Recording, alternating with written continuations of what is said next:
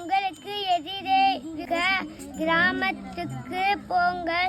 அதில் உடனே மனுஷர் ஒருவரும் எரியிராத ஒரு கழுதை குட்டி கட்டி அதை பிடித்து கொண்டு வாருங்கள். Yes,